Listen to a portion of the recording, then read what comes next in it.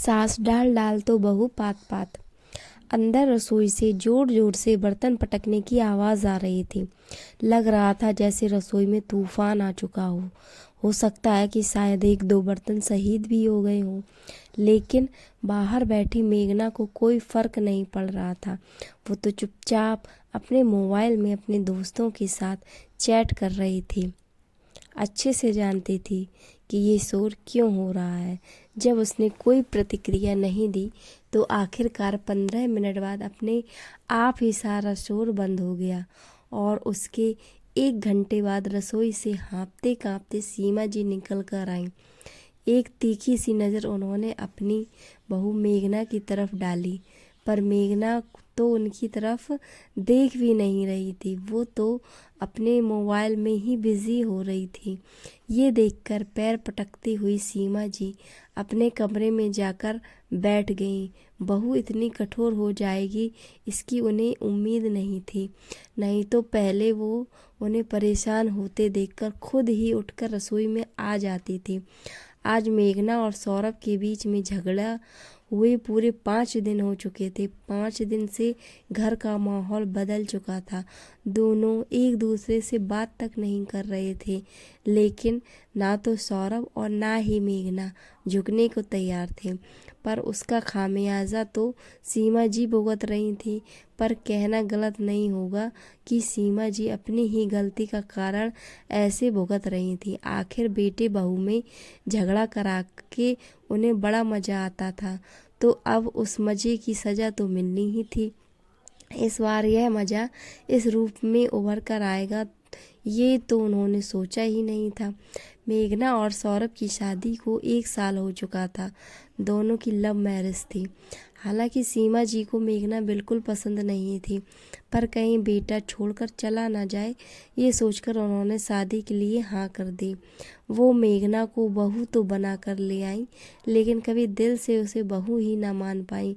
इस कारण से अक्सर वो दोनों पति पत्नी में कुछ न कुछ गलतफहमी पैदा करवा ही देती, जिससे दोनों लड़ पड़ते और ये देखकर उन्हें बड़ा सुकून मिलता। इसलिए 1 साल में दोनों झगड़े ही ज़्यादा हुए होंगे। आखिरकार कभी मेघना को तो कभी सौरभ को अपनी शादी बचाने के लिए झुकना पड़ता, पर अधिकतर तो मेघा को ही झुकना पड़ता। शादी के 2 दिन बाद ही दोनों में झगड़ा हुआ था, जब सारे रिश्तेदार तो अपने अपने घर चले गए, पर पीछे से घर में सीमा जी और मेघना और सौरभ ही बचे। रसोई की रस्म तो 1 दिन पहले ही हो चुकी थी। शाम को मेघना रसोई में खाना बनाने जाने लगी तो सीमा जी ने उसे मना कर दिया। अरे बहू, अभी कहाँ रसोई में जा रही हो? अभी तो तुम्हारे हाथों की मेहंदी भी नहीं उतरी। कुछ दिन तुम आराम करो, मैं खुद अपने हाथों से तुम्हें खाना बनाकर खिलाऊंगी। उनकी बात सुनकर मेघना ने कहा, पर मम्मी जी, घर में ले देकर हम 3 लोग ही तो हैं, मैं फटाफट खाना बना लूँगी, आप क्यों परेशान हो रही हो? अरे इसमें परेशानी की क्या बात है?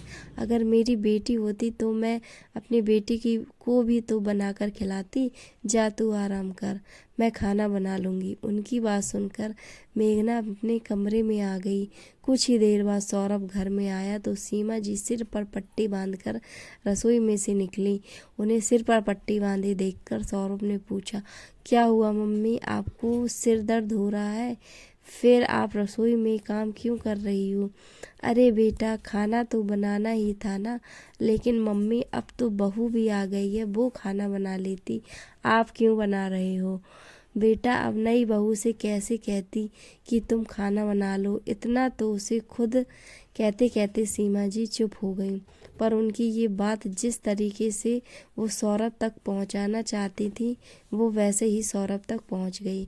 सौरभ चिल्लाता हुआ मेघना के पास गया, मेघना, तुम्हें शर्म नहीं आती? मम्मी के सर में दर्द हो रहा है और वो खाना बना रही हैं, जबकि तुम यहाँ कमरे में आराम कर रही हो।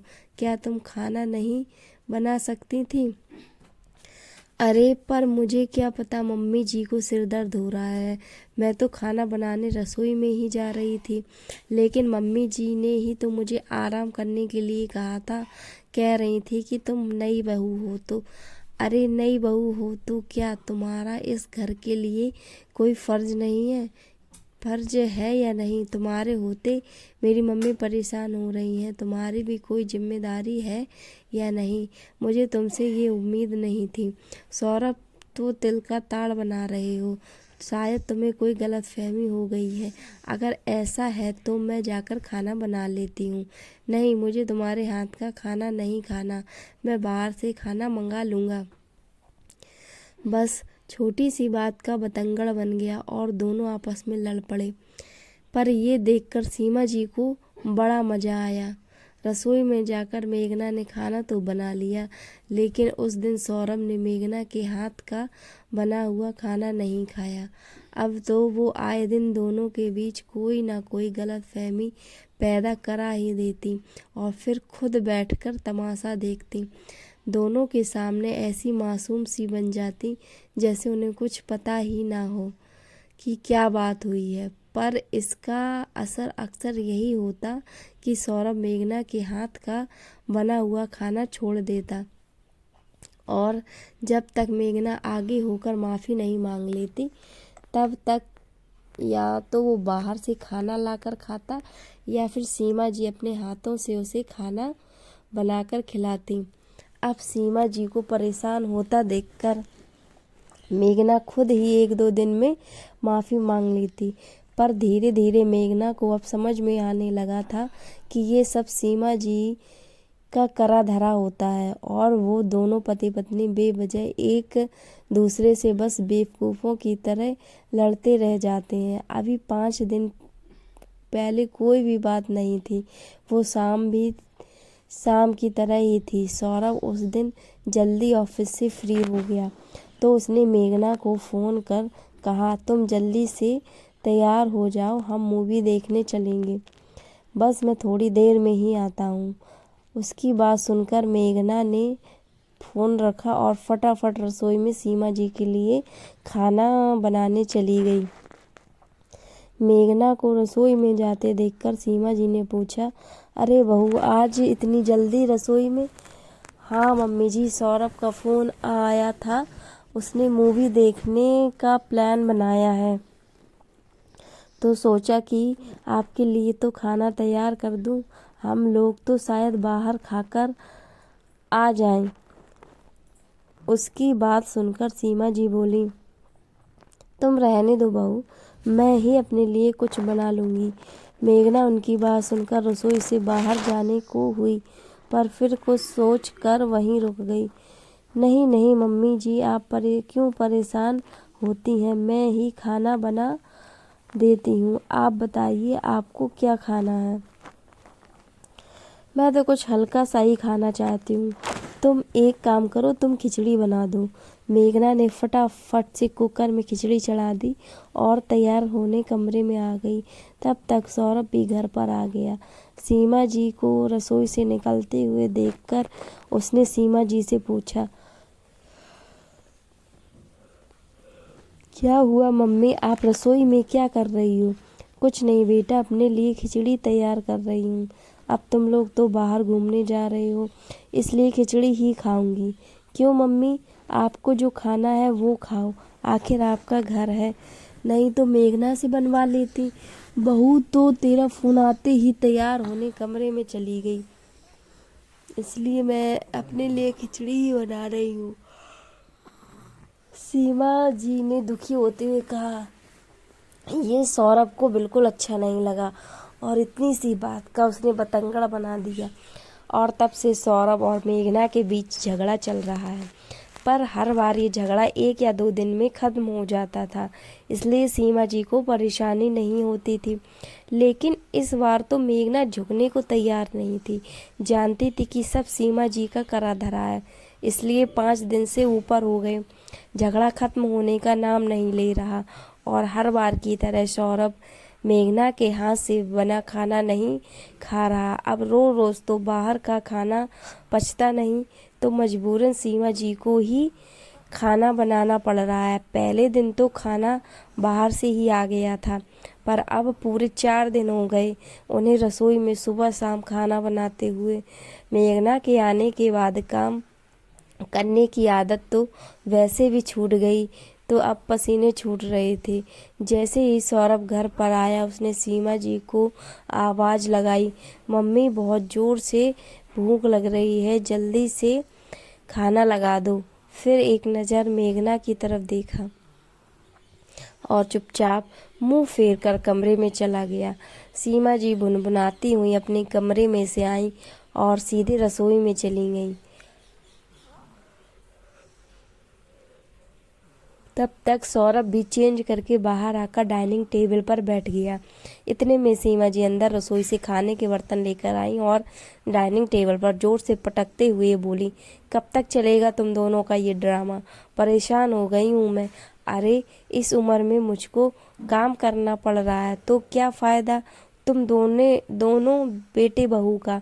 सीमा जी की बात सुनकर सोफे पर बैठी हुई मेघना बोली, अब मैं क्या कर सकती हूँ मम्मी जी, आपके बेटे को मेरे हाथ का खाना पसंद ही नहीं है। उसकी बात सुनकर सौरभ बोला, क्यों खाऊं तुम्हारे हाथ का बना खाना?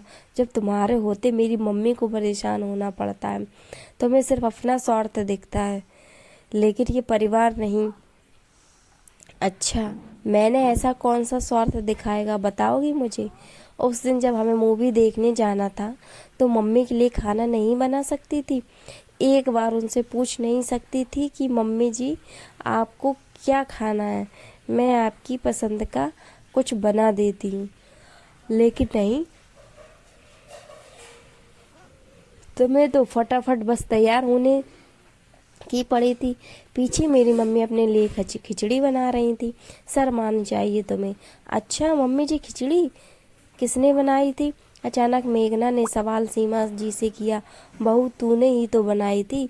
सीमा जी वैसे तो गुस्से में थी पर अचानक मुंह से सच निकल गया। सब सुनकर सौरभ एकटक सीमा जी की तरफ देखने लगा और फिर बोला, पर मम्मी उस दिन तो तुमने कहा था कि तुम रसोई में अपने लिए खिचड़ी बना रही हो। उसकी बात सुनकर सीमा जी को याद आया कि वो गलत बोल गई, पर फिर अपनी बात को संभालते हुए बोली, अरे तूने कुछ गलत सुन लिया होगा। एक तो खुद ढंग से सुनता नहीं है और फिर छोटी सी बात का बतंगड़ बना देता है। अब जब मम्मी ही बात से पलट गई तो सौरभ क्या ही कहता। उसने मेघना की तरफ देखा जो मंद मंद मुस्कुरा रही थी, जैसे कहना चाह रही हो कि अब बताओ कौन गलत है, कहीं बात ज़्यादा ना बढ़ जाए और सीमा जी की पोल ना खुल जाए। ये सोचकर सीमा जी सौरभ से बोली, अब खड़ा खड़ा देख क्या रहा है, खाना खा ले। और फटाफट रसोई में चली गई। पर खाना परोसते समय एक बार भी सीमा जी ने सौरभ से नजरें नहीं मिलाई। अब धीरे धीरे सौरभ को भी समझ में आने लगा था, पर अपनी मम्मी से क्या कहता, इसलिए चुपचाप खाना खा रहा था। बस वो दिन था और आज का दिन है। पहली बात तो सीमा जी खुद ही दोनों के झगड़े कराने से बचती थीं, क्योंकि उन्हें पता था कि मेघना फिर अपनी जिद पर आ गई तो घर का काम उनकी जिम्मेदारी हो जाएगी। और यदि कभी ये कीड़ा कुलबुलाता भी था तो सौरभ मेघना और सीमा जी को ही आमने सामने कर पूछ लेता था। दोस्तों, कैसी लगी ये स्टोरी हमें ज़रूर बताएं और ऐसी स्टोरियाँ सुनने के लिए इस चैनल को सब्सक्राइब करें।